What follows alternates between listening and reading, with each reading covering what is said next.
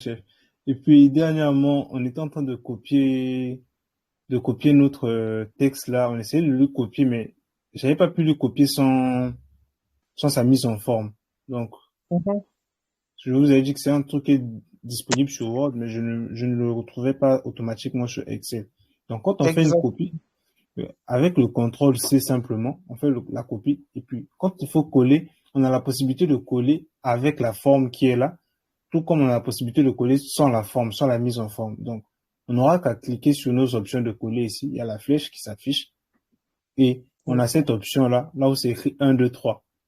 C'est pour nous aider à copier, à coller que les valeurs. Donc, on va sélectionner une case, là où on va coller.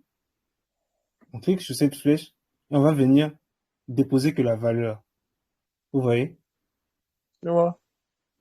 Quand on dépose, ce n'est que la valeur qui est écrite, que Excel Ah, qui est écrit, ce n'est plus la forme et tout. Donc, c'est quelque chose qui est aussi disponible sur Word.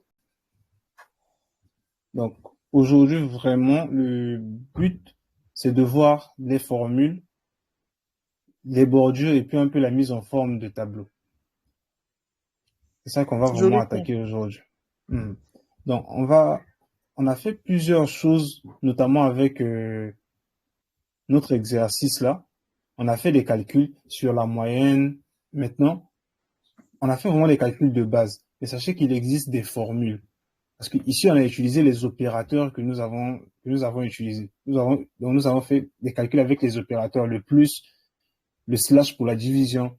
Vraiment, on a fait Mhm. ça d'une manière simple. Et il y a des formules pour ça. Nous sommes en train de calculer la moyenne, par exemple. Il y a une formule pour calculer la moyenne. Et les formules ont carrément le nom qu'il faut.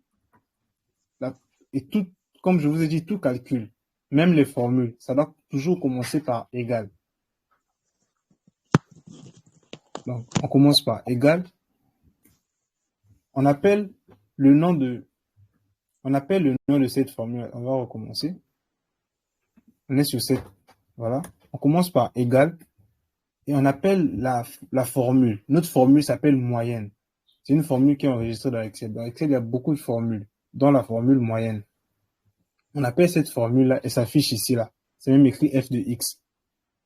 Donc, Ouais, je c'est une vois. fonction. C'est une fonction qui s'appelle, qui prend en paramètre des nombres. Donc, le premier nombre, on doit le choisir. Après, on met un point virgule, on choisit le deuxième nombre, on met un point virgule, on choisit le troisième nombre. Ça, c'est une possibilité. Et on clique sur Entrée. Ça nous donne la même moyenne. Est-ce que c'était visible? Exact. Voilà. Tout comme, au lieu de faire cela, au lieu de sélectionner de cette façon, on peut venir directement tirer les trois chiffres. Non, je ne sais pas pourquoi ça se fait pas bien voir. Voilà. On recommence avec moyenne.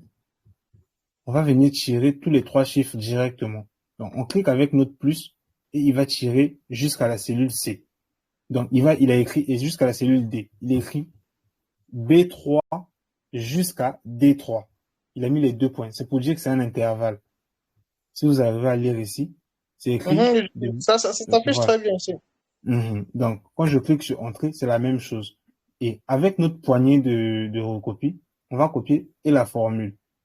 Donc, ici, quand on remarque ici, c'était notre ancienne formule qu'on avait utilisée. Le B4, C4, donc avec les plus et le slash. Exact. Et ici, on peut tirer. Quand on tire, ça fait la même chose, mais cette fois-ci, avec quoi? La formule de la moyenne. Mhm. Mhm. Nous avons aussi la formule de l'addition. Donc, ici, on peut dire, par exemple, on peut nommer ça simplement addition, addition des notes. Donc, on va faire descendre ce truc. Voilà. Addition, on va faire l'addition de tes notes. On va savoir combien tu as eu en notes au fait. On va pas faire la moyenne, mais l'addition. Pour faire l'addition, c'est ce qu'on appelle la somme. L'addition, c'est la somme. Donc, on a aussi une formule qui s'appelle somme. Les formules, elles s'utilisent vraiment beaucoup plus de la même façon. La plupart des formules s'utilisent de la même façon. Donc, vous double-cliquez sur la formule. Vous avez le premier nombre à mettre, après le point virgule, le deuxième nombre, point virgule, le troisième nombre. Ou vous avez la possibilité de sélectionner directement tous les trois nombres avec le plus. Donc, quand on finit de faire cela, on clique sur Entrée. Là, c'est la somme de toutes les notes. Donc, cette note plus celle-là, plus celle-là. Et ainsi de suite. Si on veut copier, en tout cas, vous êtes déjà même habitué à ça. Et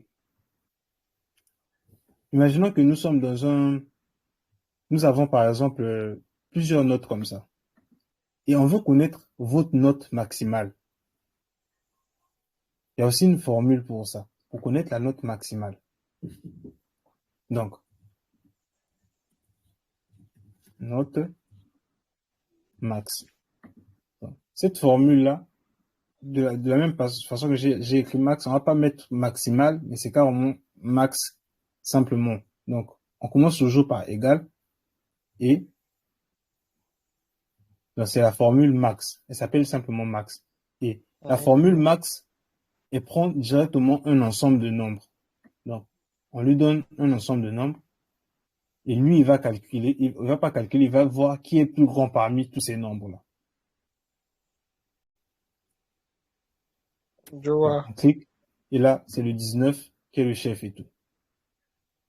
Donc, de la même façon,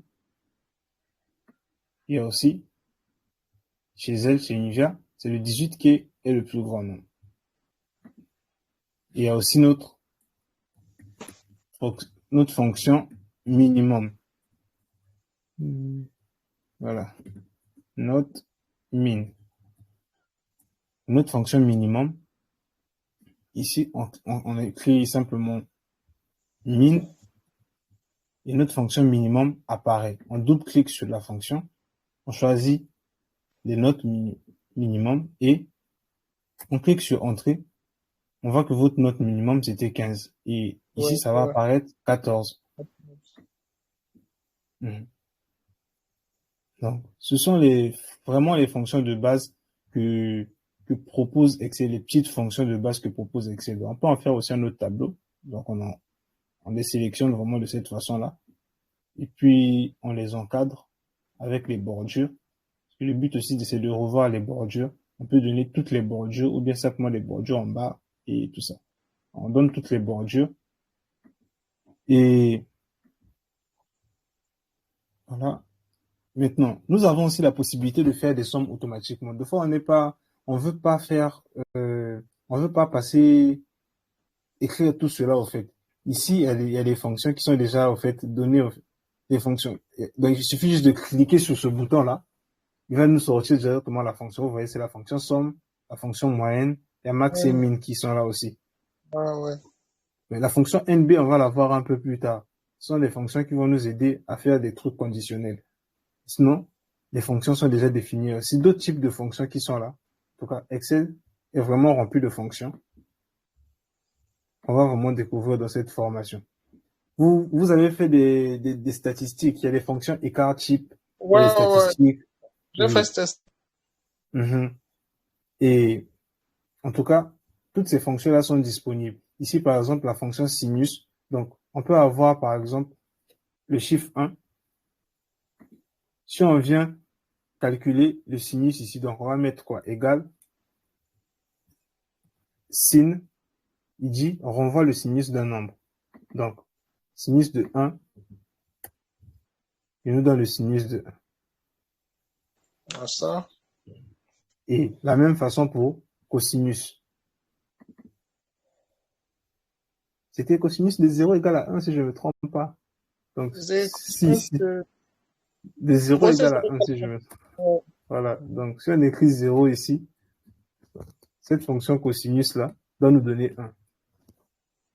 Cos, ça doit nous donner 1.